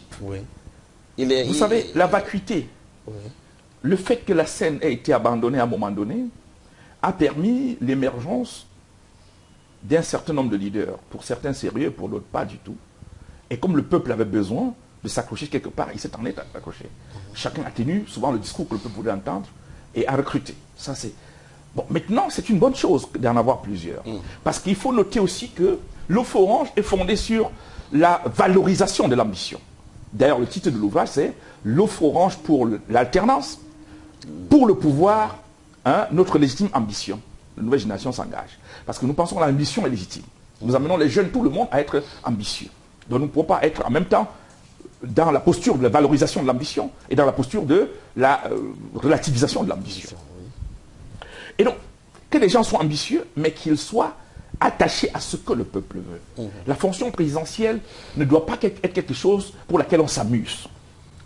Et je ne serais pas content, et tous les Camerounais, en même temps que moi, de savoir que les gens vont être contents à un moment donné d'être le premier parmi les échoués, que d'être le deuxième ou le troisième parmi les vainqueurs. Nous croyons en ceci qu'il est important de mettre le peuple au cœur de ce qu'on de la bataille. C'est ça orange. Alors, donc cela voudrait dire que quand je vous entends parler, vous parlez des autres candidats à cette élection présidentielle. Vous avez rencontré Maurice Kamto. Est-ce que vous lui vendez l'offre orange aussi? Akere Mouna, Bernard Djonga et d'autres encore. Est-ce que vous leur avez vendu déjà l'offre orange? Et comment est-ce qu'ils reçoivent votre concept? Bon, je vais d'abord dire que l'offre orange, au-delà de le vendre, je ne pense pas qu'il y ait un leader sérieux Actuellement. Qui n'est pas encore lu, L'offre orange. Si un ouvrage est sorti il y a pratiquement 8 ans. 8 ans, oui. Et qui est signé pour la société civile et préfacé par le cardinal Toumi et qui parle du changement, toute personne qui s'intéresse à la scène politique devrait pouvoir peut-être lire, peut-être pour désapprécier ou pour apprécier. Donc pour dire que toutes ces personnes ont reçu l'offre orange. D'ailleurs, le premier que vous avez cité a reçu l'offre orange quand il était encore ministre. Maurice Kamto. Oui, puisque j'en ai donné à la plupart des amis que j'avais même dans le gouvernement, dans les forces de sécurité. Nous avons fait une tournée pour rencontrer la hiérarchie de l'armée, les responsables dans la hiérarchie de l'armée, dans le gouvernement, les chefs traditionnels des différentes régions de Cameroun, avant d'aller à l'international, vendre le projet au niveau de ceux qui croyaient au changement. Donc, la plupart des leaders ont lu l'offre orange. Maintenant, l'actualisation de la pensée de la révolutionnaire orangiste a été mise à disposition de la plupart des leaders tout aussi. Nous avons, et ça il faut en féliciter, à sa demande, nous avons eu des discussions très très positives avec le professeur Maurice Kamto sur la question de la coalition des forces. J'ai eu des discussions similaires avec Maître Akeremouna sur la dynamique des coalitions, avec Serge Espoir Matomba, ainsi de suite. Nous en avons parlé. Et voyez-vous, j'ai continué à vendre le modèle. Parce que ce n'est qu'en ça que je crois. Et toute personne qui parle pour les Camerounais devait croire en cela. J'ai vu une prédisposition, mais assortie de contraintes, telles que ça m'a été exposé. Lesquelles? Des prédispositions, laquelle? Contraintes, lesquelles? Ah bon, peut-être qu'il faut, ici, pour s'en citer les uns et les autres, nous sommes encore en discussion, donc je n'ai pas à citer des gens, mais il faut noter que certains sont victimes des appareils qu'ils ont mis en place, où ces appareils peuvent être influencés par la meute interne. La meute interne qui n'est pas toujours intelligente, entre guillemets, qui peut ne pas avoir le recul nécessaire pour analyser les différentes perceptions ou les faits sociaux. Les gens peuvent aller à quelque part faire un meeting, il y a 2000 personnes, et du coup, la meute interne se dit, ok, ils ont gagné l'élection. Et du coup, le leader peut être prisonnier de cette posture qui ne le prédispose plus à être deuxième ou troisième parmi les vainqueurs, mais qui l'impose dans une logique de rechercher à être premier parmi les échoués. C'est de ça qu'il est question. Et je me bats avec un certain nombre d'autres acteurs pour arriver à convaincre les uns et les autres qu'ils doivent accepter cette possibilité de pouvoir être deuxième ou troisième parmi les vainqueurs et non se cramponner sur une posture immuable de premier parmi les échoués. Donc j'ai vu dans ces leaders que vous avez cités une prédisposition assortie des contraintes. Nous travaillons aujourd'hui pour éloigner ces contraintes. Mais j'ai aussi compris que beaucoup de leaders, peut-être parce qu'on ne partage pas la même idéologie révolutionnaire, ne croyaient pas beaucoup à la transition. La plupart ont pensé que ce qui peut être fait en 4 ans peut être fait en un mandat présidentiel. D'abord, comment admettre même qu'on pense d'un mandat présidentiel 7 ans? C'est-à-dire que c'est même inimaginable lorsqu'on est un démocrate. 7 ans, vous pouvez prendre la souveraineté des gens pendant 7 ans. Pas parce que M. Biya et ses hommes ont mis ça dans la constitution que ça devient quelque chose de normal. Ils ont mis pour leurs intérêts personnels, même si notre constitution, on est obligé de respecter aujourd'hui. La première chose, c'est qu'on va la changer. Mais on ne peut pas être penser pour le peuple et se dire qu'on va prendre un mandat de 7 ans et faire ce qu'on a fait pendant. Non, on doit prendre le mandat du peuple maximum 5 ans. Et au bout de 5 ans, revenir lui demander s'il est toujours d'accord si l'usage que vous en avez fait de ce mandat est un usage positif. Donc, j'ai senti une prédisposition, mais une contrainte. Des contraintes et surtout aussi ces réserves par rapport, d'une part, à la période de transition et d'autre part, aux primaires citoyennes. Où la thèse qui a été mise sur la table a été ces primaires peuvent être influencées par les forces d'en face, qui peuvent mettre des gens qui viendront voter. Non, c'est assez léger comme argument. Parce que si on nous avait écouté peut-être, on devait comprendre que ce n'était pas un slogan, les primaires citoyennes, c'est tout un modèle. Pour construire le modèle du changement, basé sur les primaires citoyennes autres que nous avons menées, nous avons réuni une équipe d'experts, parmi lesquels des agrégés, des experts de terrain, des agrégés de mathématiques, de statistiques, et des différentes disciplines pour produire un modèle. Ce n'est pas ma discipline. Mais vous allez voir dans l'offre orange que c'est tout un modèle. C'est-à-dire plusieurs fonctions dans un modèle, avec des équations tel qu'on prouve qu'on met toutes les données, ça vous produit le résultat. Donc c'est modélisé. Ah ouais.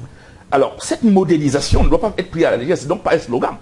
La question n'était pas de savoir, non on ne veut pas parce que le pouvoir d'en face peut influencer. Ah ouais. C'est dans quelles conditions est-ce que ça peut se réaliser et possible. On devait donc plutôt avoir une réserve sur l'inopérationnalisation des conditions présentées et non sur le concept lui-même, puisque le concept est pensé, ce n'est pas un slogan. Oui. Bon, ok, on peut nous retorquer aujourd'hui que le temps est court pour expérimenter les primaires citoyennes dans le processus de choix du 1. 1 dans le cas de la solution 22, 1 plus 21 que nous mettons sur la table. Et c'est pour ça que nous avons encore pensé des primaires, un modèle primaire simplifié. Qui consiste en quoi? Mais qui va consister, pas à convoquer l'ensemble du peuple, mais à amener l'ensemble des acteurs à s'accorder sur un code électoral, un code de sélection qui est proposé. Ils vont s'accorder là-dessus, discuter, leurs experts vont se mettre ensemble. Ça peut se faire en une journée. En une journée, ils peuvent travailler sur le draft que nous avons déjà. Et sur cette base, on a des critères, des éléments qui permettent de dire, ok, entre leaders, voilà comment on peut choisir. Et l'apport du peuple lui-même va peser peut-être de 30%. Et ce peuple-là, son apport va être matérialisé de telle manière. Nous ne pouvons pas avoir l'ambition d'aller gouverner si on est incapable d'avoir des échantillonnages. Hein? Ça veut dire que nous devons avoir l'expertise suffisante pour challenger ce qu'on nous produit en face. Même à l'INS aujourd'hui, on a des très meilleurs statisticiens qui sont tellement mal utilisés. Nos gars, quand ils vont à la Banque mondiale, ils sont les meilleurs. Donc on peut avoir une équipe sérieuse, et nous sommes prêts à l'Orange à faire des propositions pour nous faire des échantillonnages dans chacune des 10 régions qui permettent d'avoir des données claires, des gens qu'on peut interroger, et ça nous donne un résultat crédible. Ça, c'est bien.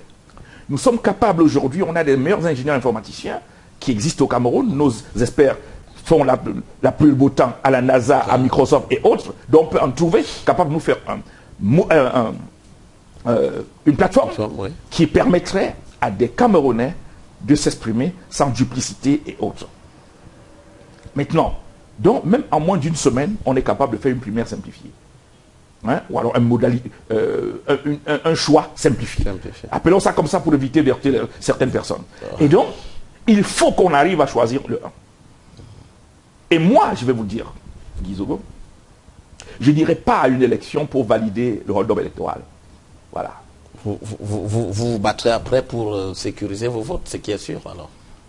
Non, vous êtes déjà à l'autre niveau. Oui. Donc si vous allez à l'élection, c'est d'abord que vous allez, vous n'allez pas en victime résignée. Je vais à l'élection sous une condition. Oui. Que nous ayons réalisé ce qu'on appelle la masse critique électorale. Dans l'opposition? Oui, bien entendu. Il faut être capable de réaliser la MCEN, masse critique électorale nationale. Si on n'est pas capable, ça ne vaut pas la peine d'y aller. Parce que, voyez-vous, je suis auteur de plusieurs ouvrages sur les élections. Oui. Il y en a un qui s'appelle « Les techniques de fraude électorale », dont je suis à la 4e édition. Et dans cette édition, nous avons 42 types de fraude, 43 même d'ailleurs. Et la 33e technique de fraude est la plus répandue. Pas la plus, non, même pas la plus utilisée. C'est comme le joker. Oui. C'est comme le joker.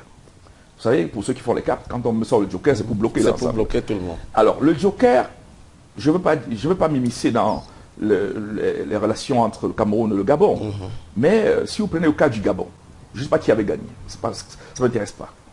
Mais on peut noter quand même que si, par hypothèse de travail, c'est M. Ping qui avait gagné, alors M. Bongo a utilisé la 33e technique. Celle-là qui consiste à se servir de l'organe de proclamation des résultats des élections pour proclamer vainqueur celui qui n'a pas eu l'assentiment du peuple.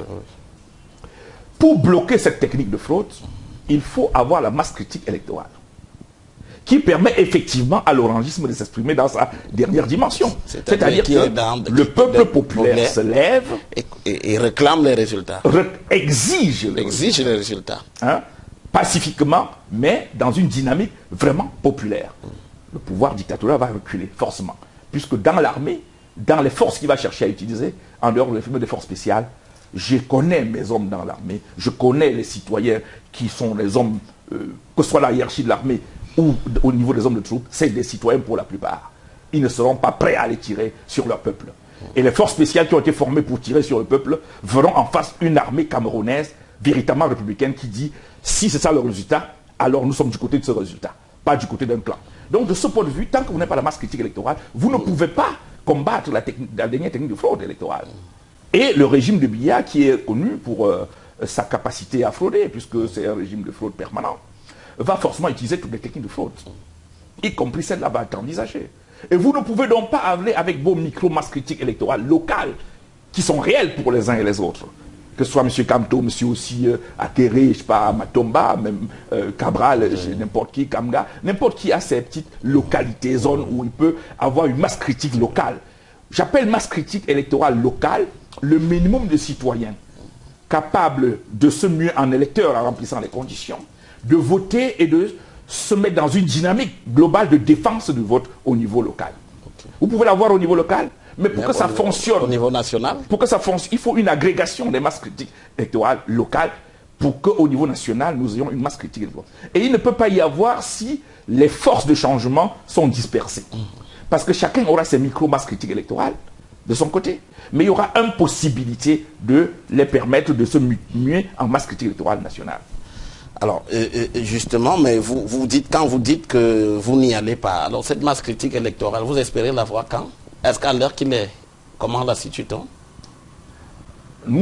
J'ai lancé un appel, parce que nous postulons que d'aucuns diraient que pourquoi Kamga, c'est lui qui pense qu'il va inviter l'opposition, encore que m'étant consacré qu'à cela pendant 20 ans, j'ai une certaine légitimité pour dire je peux appeler les uns et les autres. Mais je me suis mis à l'écart.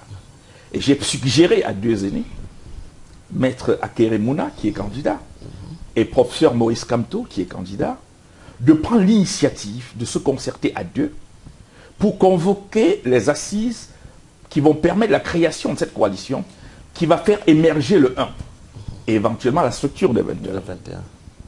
Et cet engagement pris le 13 juin dernier a été immédiatement suivi par une matérialisation. J'ai adressé des correspondances aux deux leaders des délégations de l'OFORAN. Les délégations sont allées rencontrer le professeur Kamto et Maître Akere Mouna pour leur remettre des courriers officiels. Et quel en est le retour à l'heure qu'il est? Voyez-vous, nous avons remis des courriers officiels. Oui. Et je crois, je suis convaincu de l'intelligence et de la prédisposition positive des deux que j'ai eu à rencontrer avant. Mais entre-temps, il semble que M. Akere Mouna a lancé une initiative sur la candidature unique, sur la coalition d'opposition. Ce n'est pas votre programme à vous dont vous parlez.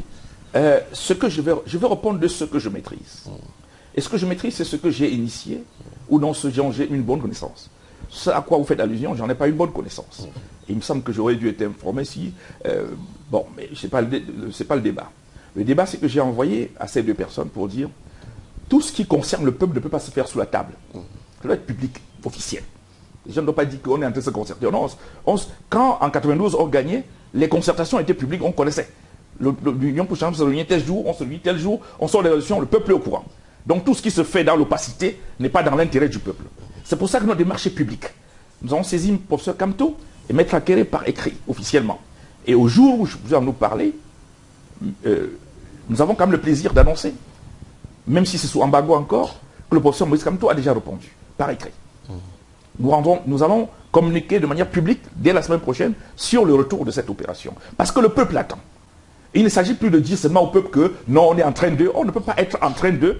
dans la cachette, alors que le peuple attend des choses bien précises. Donc tout ce qui va se combiner dans la cachette, c'est sur le dos du peuple. Et donc il faut que ce soit public. Nous allons donner une opportunité que les deux se concertent, pour pouvoir convoquer tout le monde. Enfin, quand je dis tout le monde, les véritables forces du changement. Pour que, ensemble, on choisisse le 1, et ensuite, éventuellement, on débat sur les 21, ou les 31, ou les 41. Nous n'avons pas la science infuse pour dire c'est absolument 21. Pour l'instant, nous proposons la solution 22. Donc, de ce point de vue, la coalition doit se faire ou ne se fera pas. Ce n'est pas une affaire de petits copains. Merci pour toutes ces précisions, Dr Hilaire Kamga. Je rappelle que vous revenez aussi de la zone anglophone. C'est l'une de vos grandes préoccupations. Quelle est la situation concrète sur le terrain là-bas?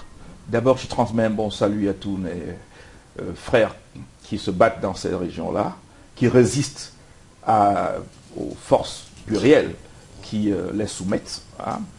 Et j'adresse aussi toute ma sympathie à ces forces de sécurité qui subissent au quotidien. Mais cette sympathie n'est pas attribuée à tous ceux qui, portant la tenue de l'armée ou des forces de sécurité du Cameroun se laissent aller aux violations des droits de l'homme. Donc ceux-là n'ont pas ma compassion. Il y a des violations des droits de l'homme. Voilà, donc... mais il y a des soldats qui sont aussi tués. Mais si vous avez bien compris que j'ai d'abord parlé des soldats. Tout à fait. Pour avoir formé beaucoup en droits de l'homme, je ne peux pas ne pas avoir beaucoup d'égards pour les soldats, pour les hommes en tenue.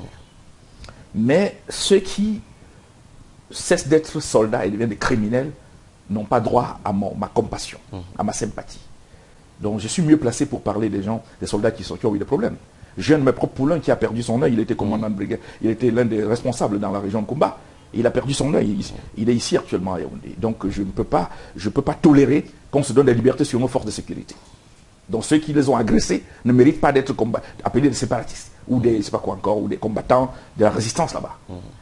Maintenant, ceux qui portent la tenue et touchent, et que je paye avec mon argent, parce que vous qui les payez, il faut le noter, et se laissent aller dans les violations graves des droits de l'homme, n'ont pas besoin d'avoir ma compassion. Ça, il faut le dire. Et donc, je reviens de ces régions-là. J'étais dans le nord-ouest, dans le sud-ouest. C'est la 4e fois que j'y vais, parce que ça me préoccupe. Et je reviens, j'ai comme l'impression qu'on a un pays qui n'est pas loin de la situation dans la bande de Gaza. C'est le sentiment que les gens ils ont. C'est-à-dire ils sont en zone occupée. Ils ne sont plus libres d'eux-mêmes. Et il faut noter aussi la solidarité que les gens ont là-bas. Lorsqu'on vous parle de Goldstone, et Villemort. Je suis arrivé lundi à Boya. Même pour... J'avais quelques migraines. J'ai envoyé mon chauffeur pour essayer de trouver une pharmacie. On n'a pas pu trouver une pharmacie ouverte. Jusqu'aux pharmacies, tout est fermé. Ça veut dire qu'il y a un niveau de solidarité extraordinaire. Les banques, tout est fermé. Il n'y a rien. C'était lundi. Le lendemain, toute la ville a repris. Mais repris. Et quand vous interrogez les gens, vous sentez... Et on a réussi aujourd'hui ce que peut dire le leadership francophone, je préfère appeler ça comme ça, a réussi à faire que les séparatistes deviennent minoritaires dans l'opinion. Majoritaire. Excusez-moi, majoritaire dans l'opinion. Merci de me le rappeler. Et cette majorité n'est pas une majorité simplement absolue, 50% plus 1, c'est une majorité écrasante. Vous allez dans des restaurants interroger les gens, ils disent vraiment, il y a no longer plus powerful, la République du Cameroun. C'est des histoires comme ça. On a réussi à leur mettre dans la tête que le francophone c'est un problème. Et ça, c'est M. Biya-Paul et ses hommes qui sont responsables de cela.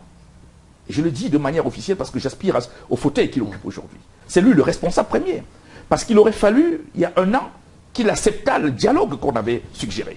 Il suffisait de dialoguer. Et la thèse, j'ai rencontré la plupart des ambassadeurs au Cameroun, des pays qui comptent au Cameroun. Et on avait réussi, le leadership gouvernemental de Yaoundé avait réussi à faire croire aux diplomates que le dialogue n'est pas possible parce qu'il n'y a pas d'interlocuteur en face. Et moi j'ai rappelé à ces diplomates, pour la plupart qui m'ont tenu ce discours, que c'est faux de le dire. Il ne faut pas infantiliser le peuple anglophone. Parce que ce peuple a montré, même dans les moments les plus difficiles, qu'il était capable de produire un leadership. J'en veux pour preuve le All Anglophone Conference. Il y en a eu 1 et 2.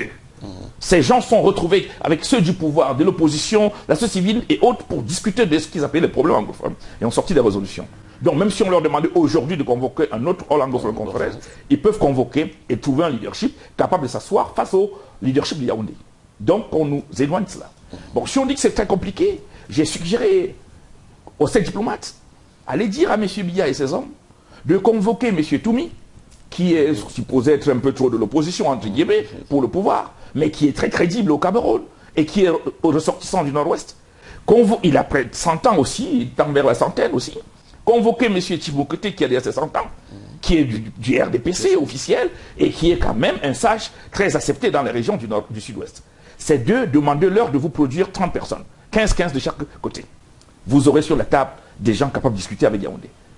Donc, il y a des schémas possibles qui permettent d'avoir des interlocuteurs en face. Donc on nous laisse le discours qu'il n'y a personne en face. Encore que, au nom de quoi nous ne discuterons pas avec ceux qui sont enfermés dans les cellules et autres. Au nom de quoi on estime que Abobala n'est pas un interlocuteur, que BCC n'est pas un interlocuteur. Au nom de quoi? On est dans un pays où le radicalisme certain a plongé toute une région dans la guerre. Et vous ne pouvez pas dans la guerre maintenant juger la réaction. Parce que vous ne savez jamais si c'est une réaction ou c'est une action. Hein? Et comme le disait Bernard Kouchner, la réaction entraîne l'action, hein, et vice-versa. Et à un moment donné du cycle, vous ne savez plus si c'était la réaction ou c'est l'action. Donc la question n'est pas de savoir si on est venu, par exemple, porter atteinte à un homme en tenue. C'est de savoir si, avant que l'homme en tenue ne soit ainsi victime, il n'y a pas eu une heure après une action d'autres hommes en tenue qui était totalement inadmissible. Pour certains qui sont entrés dans une maison, comme ça, ouvert les portes et commencé à violenter des gens, par exemple, enlever des gens ou faire autre chose que je ne veux pas dire ici. Et maintenant, celui qui va aller réagir après, c'est dans la réaction. Oui. Mais on ne peut pas considérer sa réaction comme l'action. Mais quand le cycle se répète, finalement, on ne sait pas qu'est-ce qui est l'action et qu'est-ce qui est la réaction.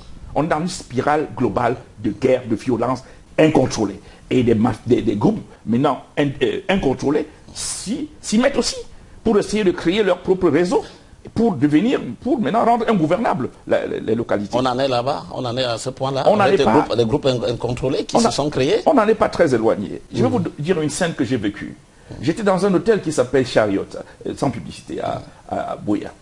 Et cette nuit-là, des individus, on a brûlé une voiture, pas très loin de l'hôtel, à côté d'une station d'essence, sur la route. Il y a un commissariat à côté.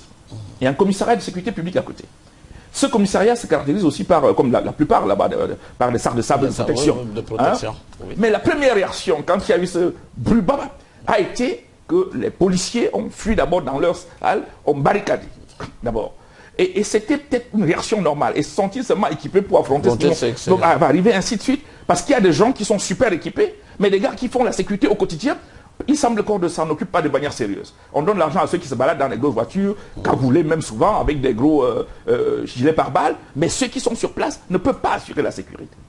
Mon chauffeur a demandé, mais il n'y a pas de sapeurs-pompiers ici, ils sont d'où pour venir faire quoi ici? Donc, il y a comme un no man's land qui existe là-bas.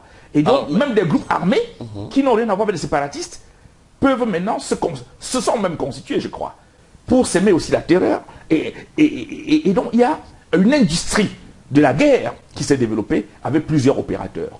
Et ça, cette situation d'insécurité est de la responsabilité du régime de Yaoundé. Et donc, de M. Biya qui refuse le dialogue, à la limite. Parce que vous ne pouvez pas comprendre, j'étais là pendant que, quand j'arrive dans les zones de région nord-ouest, et je demande aux gens, qu'est-ce que vous pensez du plan d'urgence? Mais vraiment, une des réactions les plus simples a été, est-ce que dans ce que Moussongué a envoyé là, vous avez vu que nous avons besoin de l'assistance humanitaire? Est-ce que dans tout le chapelet des préoccupations que nous avions ici, vous avez vu une des choses qu'on appelait plan d'urgence qu'on voulait ici? Si M. Biya, les hommes font leur part, qui garde ça à Yaoundé, ce n'est pas la raison de nos problèmes. Voilà le sentiment que les gens ont. On ne peut pas nous ridiculiser un pays à ce niveau. C'est M. Biya qui, refusant le dialogue, a créé sa propre commission, dans laquelle il y a quand même des hommes sérieux. Entre autres, j'ai des amis qui sont à l'intérieur et qui sont des hommes sérieux. Mais cette commission est allée sur le travail, malgré le fait que cette commission n'était pas acceptée par une partie de l'opinion. Mais elle est allée sur le terrain. C'est elle qui a choisi qui elle devait rencontrer. Elle a rencontré donc des gens qu'elle estimait être représentatifs de la population et du nord-ouest et du sud-ouest, donc des anglophones. Et au sorti de ça, elle fait un compte rendu, cette commission. Et vous, au lieu d'adresser les questions qui sont consignées dans le rapport de la commission, vous inventez votre problème et vous donnez une solution à votre problème à vous. Mais vous moquez des gens. Donc vous estimez que le plan d'urgence humanitaire, c'est du pipeau. Il va rien donner. Monsieur Guy Zogo, si votre maison commence à brûler tout de suite, vous croyez que, et que vous vous rendez compte que votre salon vient de brûler, vous croyez que l'assistant que vous attendez de quelqu'un, c'est vous dire que prends le nouveau salon si tu installes? Si votre meuble vient de brûler, alors que le feu est encore là, l'action c'est de prendre un salon pour l'installer? Non. C'est d'abord d'éteindre le feu de manière normale, de sécuriser, de voir qu'il n'y a plus de possibilité que le feu sorte, et ensuite de voir comment on reconstruit. Vous ne reconstruisez pas dans la guerre. C'est même une insulte à l'intelligence des Camerounais.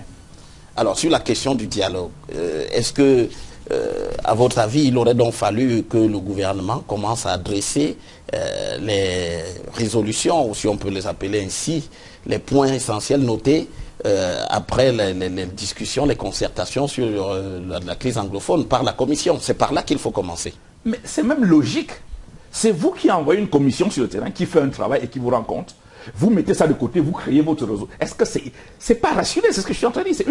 Est-ce que le gouvernement, à votre avis, est prêt à discuter, par exemple, de la question du fédéralisme telle qu'elle a été évoquée? Refuser d'abord de discuter du fédéralisme, c'est peut-être, à mon sens, un peu de l'idiotie. À un moment donné, d'ailleurs, c'est ce refus de discuter le fédéralisme qui a fait qu'aujourd'hui, on arrive, les séparatistes sont devenus majoritaires. Avant, ils n'étaient pas majoritaires. C'est les fédéralistes qui étaient majoritaires. Aujourd'hui, c'est ces seigneurs qui sont majoritaires. Donc vous ne pouvez pas avoir une constitution du Cameroun dans laquelle les mots fédéralisme, État fédéré existent encore. On ne peut pas avoir une code pénale qui a encore le mot État fédéré et vous estimez que vous ne débattez pas du fédéralisme. La constitution actuelle a encore ces mots-là à l'intérieur. La constitution de 96. Vous ne pouvez pas refuser ce dialogue. Moi, je suis fédéraliste. Les orangistes sont fédéralistes. Nous pensons que c'est un mode qui est scié à notre pays. Peut-être pas pour deux États. Peut-être pas parti francophone, anglophone, c'est pas ça qui est le débat. Nous sommes fédéralistes. Pourquoi refuser le débat sur le fédéralisme? Pourquoi des gens pensent qu'ils ont le titre foncier du Cameroun, que c'est leur propriété? Au nom de quoi des gens vont estimer que ce qui est bon pour eux est forcément bon pour tout le monde? Pourquoi est-ce qu'on refuse le débat de discuter sur la forme de l'État? Pourquoi ce débat doit être refusé? On nous dit que dans la Constitution, on a dit qu'on ne débat pas sur la forme de l'État. Mais pourquoi la Constitution de 61 n'a pas été respectée? Puisque dans la Constitution, on a dit que cette disposition ne devait pas être changée. Donc on ne peut pas, de manière évolutive, choisir ce qui est bon pour soi et l'imposer à l'ensemble de la communauté comme étant la chose la plus intéressante. Donc de ce point de vue, M. Biya et son régime doivent se rendre à l'évidence qu'ils sont en train de courir vers un cul-de-sac et revenir sur terre et convoquer les assises. Mais est-ce que vous ne pensez pas que le seul fait que la commission ait rendu public ce communiqué et que d'ailleurs dans le camp du pouvoir, le ministre Famdongo et quelques autres personnes disent que toutes les hypothèses sont possibles, on peut discuter de tout, il y a un changement là, est-ce qu'il n'y a pas, on commence à lâcher un peu du lest? Pouvait-il en être autrement dès lors que le rapport de Moussongué a été comme une couleuvre à avaler? Puisque c'est une commission qui est officiellement installée par M. Biya, qui vient vous dire que les gens veulent ils veulent le dialogue, ils veulent débattre du fédéralisme. Vous ne pouvez pas, de manière logique, ne pas faire évoluer vos positions, même si c'est du bout de lèvres. Donc c'était normal, il fallait s'y attendre. Mais sauf qu'au même moment qu'on le dise, ils vont chercher une autre solution qui n'a rien à voir avec ce que les gens attendent. Parce que comme on est dans une logique de prévarication, parce que vous savez, le régime de Biya qui est en place est caractérisé par la prévarication. C'est-à-dire que la prévarication, comme je l'ai théorisé il y a 10 ans, je l'ai écrit, la corruption et la prévarication sont consubstantielles au fonctionnement et à la pérennisation du régime néocolonial en place. C'est-à-dire que si vous enlevez cette possibilité-là, le régime ne fonctionne plus, il tombe. Donc, c'est pour ça que vous avez un budget, par exemple, juste pour illustrer, vous faites un budget qui est au-delà de vos moyens, hein, en sachant que un tiers du budget vont être au moins un tiers consacré à la prévarication et au détournement. Tout le monde le sait. À travers la Mercuriale, tout le monde le sait. C'est-à-dire que sur 5 000 milliards, 5 400 milliards, il y a au moins 2 000 milliards qui n'ont rien à voir avec les besoins de l'État du Cameroun. Vous ne pouvez pas payer ce stylo à 500 francs dans la Mercuriale alors qu'on l'achète à 50 francs au quartier, monsieur. Et c'est officiel, c'est dans la Mercuriale. Les ordinateurs que j'achète pour mon cabinet, que j'achète à 400 000 francs, chez des jeunes Camerounais qui ont des hommes d'affaires, elle a dit, et autres machins, qui sont dans la rue de Yaoundé, la Mercuriale, vous allez l'acheter à 2,9, hein, machin, 2 900 000. Il faut multiplier par 4, au moins. Et c'est ça qui marche. Donc, ça vous donne le référentiel de l'institutionnalisation de la prévarication. Donc, pour dire que quoi, la réalité, chaque fois ce régime ne pense qu'à des possibilités de détournement supplémentaire d'argent. Puisqu'à la réalité, c'est qu'on vient imposer à des fonctionnaires de payer tel montant. Au nom de quoi? C'est même une violation des droits de l'homme grave. C'est parce qu'on postule que le fonctionnaire vole quelque part. Que dans ce qu'il vole, sort quelque chose, tu donnes. Mais on ne peut pas postuler que, on ne peut pas de manière rationnelle, postuler qu'un gars qui attend un salaire de 200 000 peut sortir 50 000 francs à vous donner, alors que le loyer au quartier 150 000. C'est pas possible. C'est parce que le postulat de départ, c'est que, comme nous sommes une société fondée sur la prévarication et le vol, on t'a donné une position dans laquelle tu dois voler, on le sait, sors 50 000 dedans et tu donnes. Toi, sors 500 000, tu donnes, parce qu'on sait que tu voles. Donc donne-nous une partie de ça. C'est de ça qu'il est question. Alors, merci beaucoup, Dr Hilaire Kamga. Je rappelle que vous étiez notre invité. Vous êtes le mandataire de l'Offre Orange et vous êtes aussi candidat à l'élection présidentielle de 2018 au Cameroun. Vous vous êtes donné la peine de venir dans notre studio discuter avec nous. C'était un plaisir et j'appelle tous les Camerounais à se mobiliser pour qu'ensemble on procède au retour à la souveraineté qui devrait appartenir au peuple. La révolution orange est ouverte à tout le monde et nous allons faire un pays, nous allons doter le Cameroun d'un système de conciliation, y compris avec ceux qui sont au pouvoir, qu'il n'ait pas peur de notre arrivée. D'ailleurs, dans l'offre orange, nous avons prévu comment on va sécuriser M. Biya quand nous allons arriver au pouvoir. Donc, de ce point de vue, si on peut sécuriser M. Biya, on peut sécuriser aussi tous les autres. Donc, que les gens nous rejoignent pour qu'ensemble, on mène la révolution qui va permettre de balayer le régime néocolonial en place. Merci aussi à vous, madame, monsieur, de nous avoir suivis dans cette édition de Géopolis. Je vous donne rendez-vous dimanche prochain lorsqu'il sera 20h30 pour une nouvelle édition de Géopolis. C'est uniquement sur Equinox Télévision. À très bientôt donc, madame, monsieur, et restez en compagnie de nos programmes.